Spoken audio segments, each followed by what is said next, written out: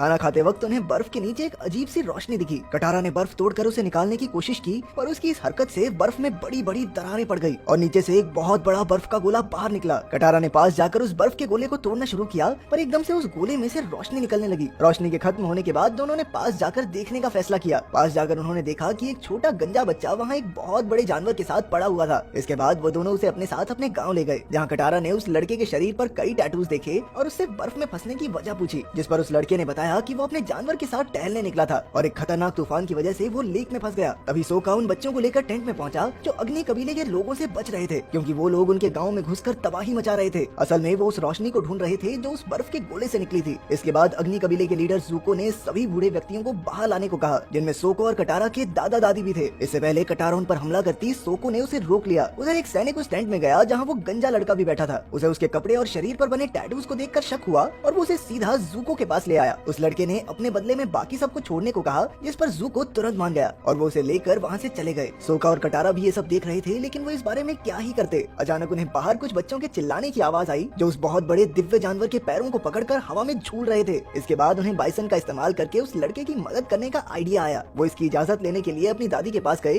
जिन्होंने उन्हें अवतार के बारे में कई बातें बताई। इससे उन्हें ये भी समझ में आया कि अग्नि कबीले के लोग आखिर उस लड़के के पीछे क्यों पड़े थे। उधर जहाज पर ज़ुको के अंकल लोआ ने उस बच्चे के अवतार होने के कई टेस्ट लिए और ये साबित हो गया कि वो सच कह रहा है, क्योंकि वो आग, पानी और पत्थर तीनों को काबू कर सकता था। ये पता लगने के बाद कि वो लड़का अवतार है, लोआ उसके साथ बड़ी इज्जत से पेश आने लगा, लेकिन ज़ुका ने बड़े बेकार तरीके से कहा कि उसे अग्नि कबीले का हिस्सा बन जाना चाहिए, जिस पर अवतार ने मना कर दिया और मौका मिलते ही वहाँ से भाग गया। उन्होंने उसे रोकने की पूरी कोशिश की, लेकिन रोक नहीं पाए। वहाँ से भागकर वो सीधा सोका और कटारा के पास पहुँचा। इसके बाद वो उन दोनों को अपने गाँव में लेकर गया, जो एक पहाड़ की चोटी पर बना हुआ था। उसके गाँव के सभी लोग हवा पर काबू कर सकते थे। वहाँ पहुँचकर उसने सोका और कटारा को बताया कि उसका नाम एंग है और उसके उड़ने वाले बैल का नाम है अप्पा। एंग को अभी तक एहसास नहीं हुआ था कि अग्नि कबीले ने उसके गांव पर हमला करके सबको मार दिया था। वो बार बार अपने दोस्त को बुलाने की कोशिश कर रहा था। कुछ देर बाद कटारा ने एंग को अग्नि कबीले के हमले के बारे में बताया, जो उन्होंने सिर्फ इसलिए किया था क्योंकि वो जानते थे कि अगला अवतार हवा पर काबू करने वाले कबीले से ही निकलेगा। तभी एंग को अपने जिगरी दोस्त का नेकलेस मिला, जो अब कंकाल बन चुका था। एंग समझ गया कि अब हवा को काबू करने वाला वो आखिरी एयर बेंडर बचा है। उसके परिवार और पूरे कबीले की हत्या सिर्फ इसलिए कर दी गई क्योंकि वो वहाँ पैदा हुआ था। उसका मन बहुत सारी भावनाओं से भर गया और तभी अपने दिमाग में वो ड्रैगन स्पिरिट से पहली बार मिला। उधर जहाज पर अग्नि कबीले के कमांडर जाओ ने ज़ुको और लोआ को डिनर पर बुलाया। जाओ ने सबके सामने ज़ुको को कमजोर बताकर उसका मजाक उड़ाया और कहा कि वो अपने बाप का बेटा कहलाने लायक तभी बनेगा अगर वो अवतार को पकड़ कर ले आए। ज़ुको इस बात से बहुत गुस्सा हुआ और उठकर वहाँ से चला गया, लेकिन जाने से पहले उसने जाओ को वादा किया कि वो अवतार को सबसे पहले पकड़ेगा। असल में ज़ुको के पिता ही अग्नि कबीले के राजा हैं। उधर रास्ते में चलते हुए एंग, सोका और कटारा के पास एक लड़की भागते हुए आई, जिसके पीछे अग्नि कबीले के सिपाही पड़े हुए थे। अपनी पहचान छुपाने के लिए एंग ने अपने सर को ढक लिया। कटारा ने उनका मुकाबला करने की कोशिश तो की, पर उसका अपनी शक्तियों पर पूरी तरह काबू नहीं था, इसलिए उसने गलती से अपने भाई सोका को ही जमा दिया। अंत में उन सभी को कैदी बनाकर धरती कबीले के गांव में लेकर गए। वहाँ जाकर उन्होंने देखा कि धरती कबीले के लोगों से जबरदस्ती दिन रात मजदूरी करवाई जाती। ये सब देखकर एंग को बहुत बुरा लगा और उसने उन्हें आजाद करने के लिए सबको एकजुट करने की कोशिश की। जैसे ही उन्हें पता चला कि वो अगला अवतार है, तो उसे अपनी तरफ देखकर उनका हौसला बहुत बढ़ गया और उन्होंने मिलकर अग्नि कबीले के सारे सैनिकों को हरा दिया। लेकिन एंग के पास अभी अपनी पूरी शक्ति नहीं आई थी, क्योंकि अभी तक वो सिर्फ हवा की शक्तियों को ही काबू करने में मास्टर था और अभी पानी, आग और धरती की शक्तियों पर काबू पाना उसे सीखना है। उसने बताया कि 100 साल पहले जब उसे पता चला कि वो अगला अवतार होने वाला है, तो वो इस जिम्मेदारी से डरकर वहाँ से भाग गया था। इसीलिए वो अपने मास्टर से बाकी की 3 शक्तियाँ नहीं सीख पाया। उसकी बात सुनकर सोका ने उसे जल्द से जल्द जाकर एक मास्टर ढूंढने की सलाह दी। एंग ने समय बर्बाद न करते हुए अपना मास्टर ढूंढने का सफर शुरू कर दिया। उधर राजा को भी खबर मिल चुकी थी कि धरती कबीले के लोगों की मदद अवतार ने की है। इसके बाद उसने एंग को पकड़ने के लिए एक प्लान बनाया। उधर जब सोका और कटारा सो रहे थे, तो एंग ने अकेले ही आगे बढ़ने का फैसला किया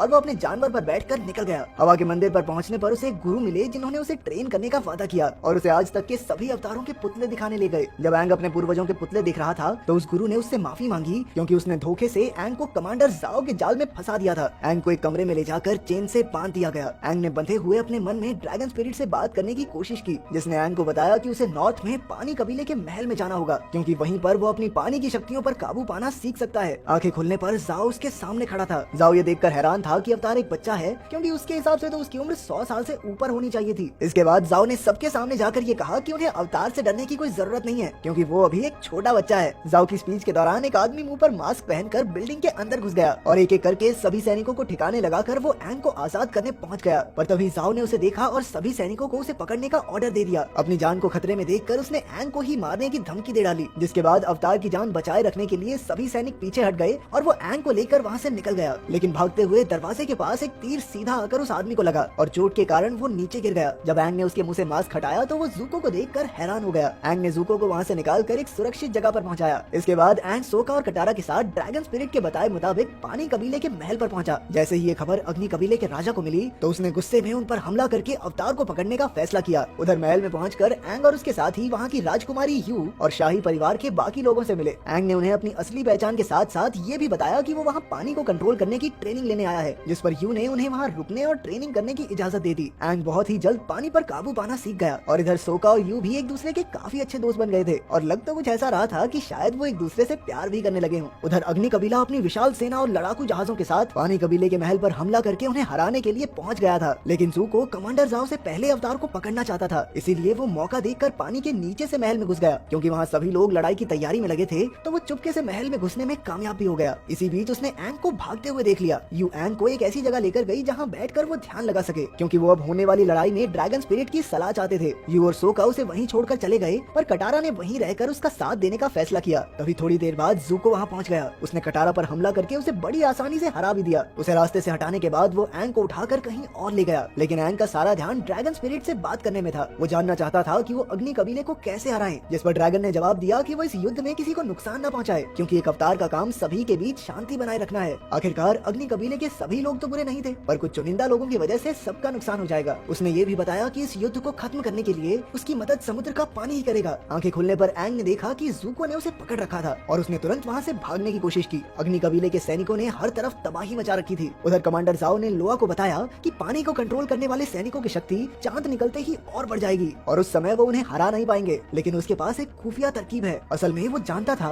कि पानी कबीले की शक्ति का राज एक दिव्य मछली में छिपा है, इसलिए उसने महल में जाकर उस मछली को मारने का फैसला किया। लोआ ने उसे ये करने से मना भी किया क्योंकि इससे दुनिया का संतुलन हिल जाएगा, पर ज़ाओ ने फिर भी उस मछली को मार डाला। ये देखकर लोआ गुस्से से भर गया। ज़ाओ उसे गुस्से में बेकाबू होता देखकर इतना डर गया कि वहाँ से भाग निकला। उधर मछली के मरते ही पानी कबीले के सभी सैनिकों की शक्ति बहुत कमजोर पड़ गई। यू ये देखकर बहुत परेशान हुई और उसने अपने लोगों की ताकत के लिए अपनी कुर्बानी देने का फैसला किया। सोका ने उसे रोकने की बहुत कोशिश की, लेकिन यू नहीं मानी, क्योंकि उनके लोगों की शक्ति वापस लाने का और कोई रास्ता नहीं बचा था। यू के बलिदान देते ही सभी लोगों की शक्तियाँ वापस आ गई। शक्तियाँ वापस आते ही 4 सैनिकों ने ज़ाओ को घेर लिया और उसे बड़ी दर्दनाक मौत दी। एंग का भी पानी पर पूरी तरह कंट्रोल नहीं आया था, पर तभी उसे याद आया कि कैसे उसके दोस्तों और गाँव वालों ने सिर्फ उसकी वजह से अपनी जान गंवाई थी। वो एक बार फिर से भावनाओं से भर गया। उसने अपनी अपार शक्ति से पूरे समुद्र के पानी को ही अपने कंट्रोल में कर लिया। 100 फीट ऊंची लहरें बनने लगी, जिसने अग्नि कबीले के सारे जहाजों को दूर हटा दिया और इसी तरह युद्ध